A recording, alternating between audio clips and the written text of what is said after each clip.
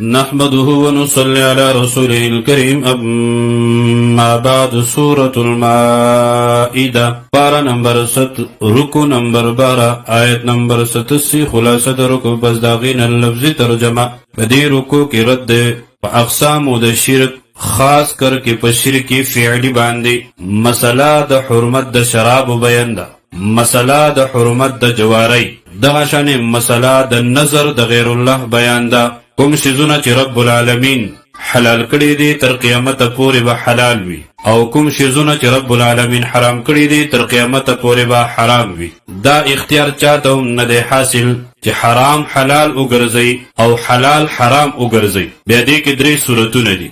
یو صورت په هغه کې دا دی چې کوم شیزونه رب العالمین حلال کړی دي د هغې په باره کې څوک دا عقیده ساتي چې دا حرام دي په خوله باندې ورته هم حرام وي او عملا هم د هغې استعمال جایز نه ګڼي نو دا ناکاره عقیده ده په دې سره سړی کافر کیږي.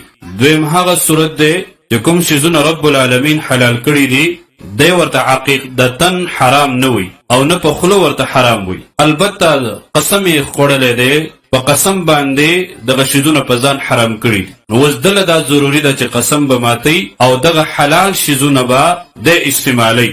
دریم صورت دا دی چې حلال ته حلال وي حرام ورته نه وي لیکن دغه حلال پرېښودل دا کار د ثواب ګڼي نو دلته مسله دا ده چې دی به خامخا دغه حلال استعمالول شروع کوي. او څلورم صورت دا دی چې کوم رب العالمین حلال کړي دي دی ورته حلال وي عقیده هم دغه ده خو دغه شیزونه نه استعمالوي د یو طبیب د وجنه د یو ډاکټر د وجنه علاجن نو بالکل دا جایز ده د ګناهګار نه دی. اعوذ بالله من الشیطان الرجیم بسم الله الرحمن الرحیم یا ایها الذین آمنوا ای هغه کسانو چې ایمان مو راوړی دی مؤمنانو مسلمانانو تاسو ته وایي الله سوی لا تحرموا حرام مگنی طیبات پاکیزه چیزونه حرام مگنی هغه څه چې کوم الله ستاسو د پاره حلال کړي ما هغه څه احل الله لكم چې حلال کړي دي الله ستاسو د پاره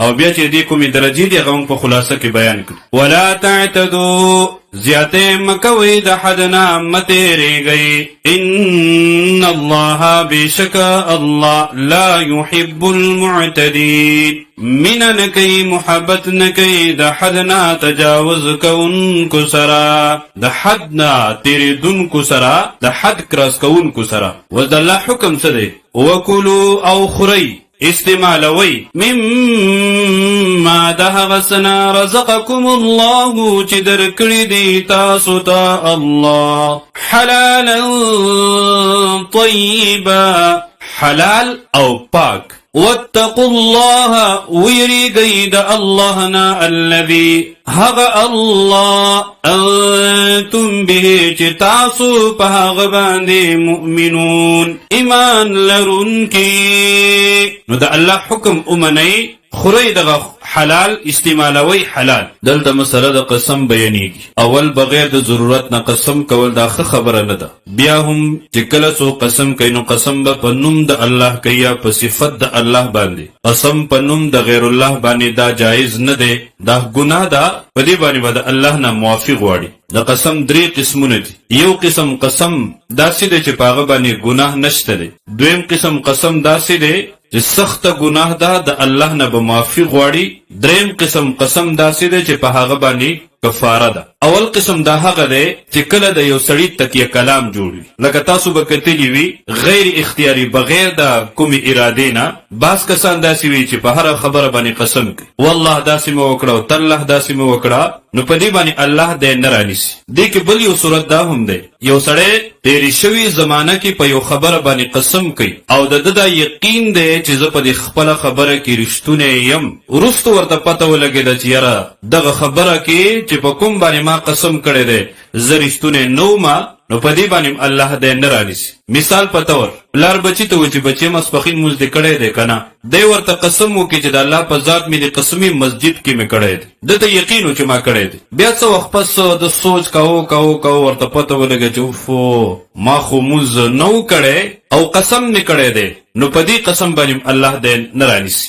دویم قسم قسم چې سخته ګناه ده یو سړی ته پته ده چې زه په دروغ باندې قسم کوم، لکه پردی ځمکه باندې قسم کول، یا پلار بچی ته وایي چې بچی د ماسپښین مونځ دې کړی دی، ده ته ښه پته ده چې ما مونځ نه دی کړی، یاد دی ورته، خو د ځان خلاصولو دپاره د الله په ذات باندې قسم کوي چې د الله په ذات مې دې قسم وي ما مونځ په جومات کې د جمع سره کړی دی، نو په دروغ باندې قسم وکړو، په دې به الله رانیسي. نو داسې قسم بارکې د الله نه معافي به غواړي. او دریم قسم د قسم دا دی چې زما دې د الله په ذات باندې قسم وي زه به دروغ نه وایم، نو بس ټیک ده، قسم یې په ځای باندې دی چې کله د دروغ وویل نو قسم یې مات شو. اوس به دی کفاره ورکوي. د کفارې 3 صورتونه دي، په دې کې ترتیب واجب نه دی، بلکې کفاره ورکوونکي ته اختیار حاصل دی چې کوم یو ورته په دې 3 صورتونو کې آسان وي. یو صورت دا دی چې غلام آزاد کی، بس کفاره ادا کړه. دویم صورت دا دی چې 10 مسکینانو ته به 2 ټیمه په مړه خېټه روټۍ ورکوي، خوراک به ورکوي. مراد د دین عام خوراک دی، نه ډېر اعلی او نه ډېر ادنا.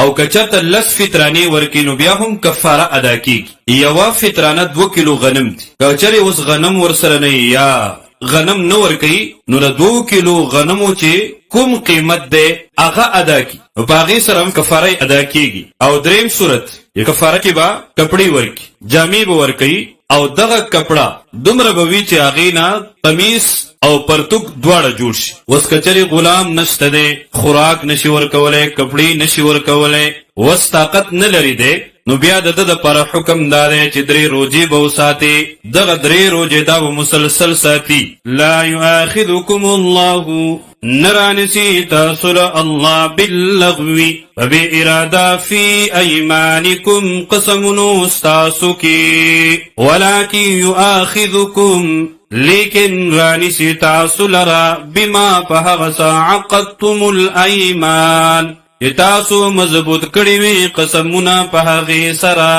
اوس که چېرته دغه قسم مات شي یا بعضې صورتونو کې ماتول دا پکار وي، ضروري وي، نو کفاره به یې ورکړي. فکفارته، پس کفاره د هغې اطعام 10 مساکین، ورکول د خوراک دی 10 مسکینانو ته، من اوسط، درمیانه خوراک، نه بالکل اعلا او نه بالکل ادنا، ما د هغې نه تطعمون اهلیکم، چې ورکوي تاسو خپل کور والو ته، خپل خورئ، خپلو بچو ته ورکوي دغه خوراک مراد. یا او کسوتهم، یا جامې ورکول دی دوی ته، یعنی کپړې، دومره کپړه چې قمیص او پرتوک تی جوړ شي، او هغه هم بالکل نه اعلا نه ادنا بلکې درمیانه. او تحریر رقبه، یا آزادول د یو غلام دی، چې څنګه غلام هم وي، مومن وي او کنه وي. اوس که چېرې نه خوراک ورکولی شي، نه کپړې ورکولی شي، نه غلام آزادولی شي،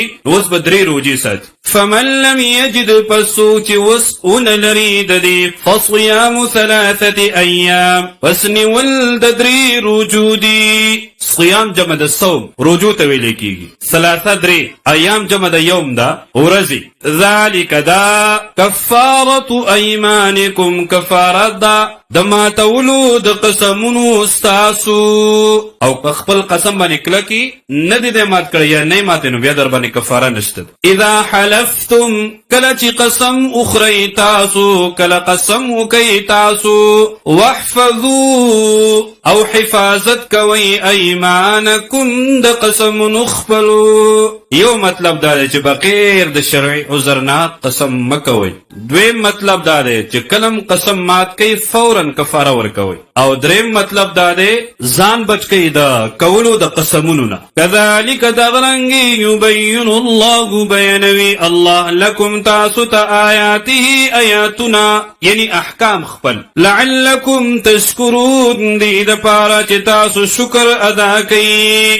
دویمه مسله بیانېږي، مسله د نظر د عبادت، منخت عبادت دی، او عبادت مستحق صرف یو الله دی. نو د غیر الله په نوم باندې د غیر الله دپاره نظر نیاز کول، منخت کول دا حرام ده. یا ایها الذین آمنوا، ای هغه کسانو چې ایمان مو راوړی دی، انما الخمر یقینا شراب. دا دریم حکم دی په باره د شرابو کې، دونکې ابتدا کې شراب عام، نو اول حکم دا راغی چې فایده پکې شته دی خو ګورې نقصان یې ډیر دی. دویم حکم دا راغی چې کله تاسو د مونځ دپاره اراده کوئ نو شراب مسک. او دریم حکم دا راغی چې شراب دا پلیتی ده، دا عمل له شیطان دی، حرام شو. والمیسر او جواری دا هم حرام ده، ګناه ده. کاغه هر جواری وي، کاغه په کرکټ باندې وي او که په فوټبال باندې وي که په لډو باندې وي او په کومه طریقه باندې وي، جواری ده حرام ده، ګناه ده. والانصاب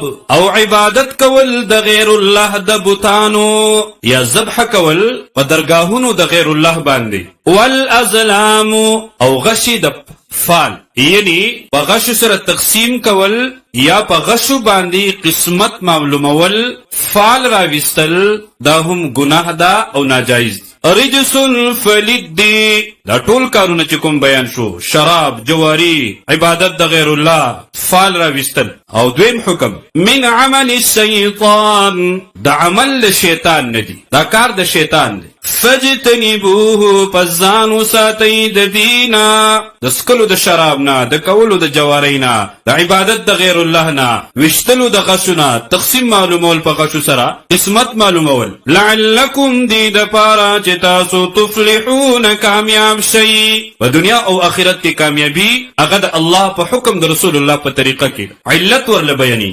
انما بشکا یرید الشیطان، غواړي شیطان ان یوقع چواچوی بینکم العداوة پمنستاسو کی دشمنی والبغضاء بغض او کینا فی الخمر فوجد الشراب او د شرابو چې کوم نقصانات دي هغه د پر بیا کتابونو طرف ته رجوع کې سټډي وکي الله د الله رسول په خبرکې ځان دې ګنا نه بچ. والمیسر او د جواری یعنی په کولو د جواری دشمنیم پیدا کیږي او بغض هم پیدا کیږي. او یصدکم او چې من کړی تاسو عن ذکر الله د ذکر د الله نه، وعن الصلاة او د مانځنا. نقصانات ډیر دي، دا هم نقصانات دي دې شزونو کې واقع شي نو ذکر بم در نه پاتې، منځونه بم در نه پاتې. فهل انتم منتهون پس آیتا صبا من شي، دا الله حکم دې من کېږي کنه من کېږي. واطيعوا الله او حکم امني د الله په هر معاملې کې، په هر مسله کې، په هر وخت کې، په هر زمانه کې،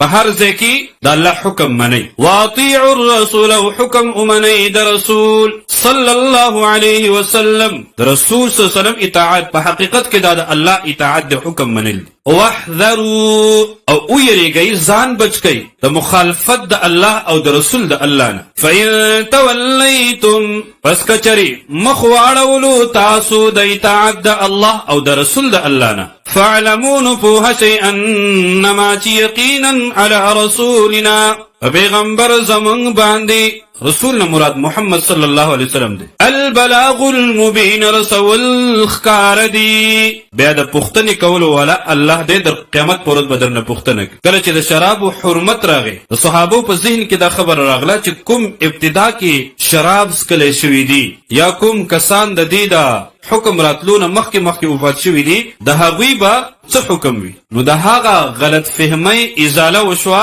چې په هغې باندې رانیول نشته دی، ځکه وخت کې د الله حکم نو. لیس علی الذین نشته دی په هغې کسانو باندې آمنو چې ایمان یې راوړو وعملوا الصالحات او عملونه یې وکړه نیک، جناح څه ګناه فیما په هغه څه کې طعمو چې خوړلي دي دوی، اذا متقوا کله چې دوی ځان بچ ساتي د کفر او شرک نه، وآمنوا او ایمان لري، وعملوا الصالحات او عملونه کوي نیک، ثم اتقوا بیا ځان ساتي د حرامونه، وآمنوا او ایمان لري، ثم اتقوا او بیا ځان بچ ساتي د مشتبهاتونه، یعنی چې شوبه راشي پکې چې دا حلال وي که حرام وي. تقوا هم دې ته ویل کېږي چې دغې نه ځان بچ. واحسنوا او خکارونه کوي، والله يحب المحسنين، نو الله مینه کوي، محبت کوي د خکارونو کوونکو سره، د نیکی کوونکو سره.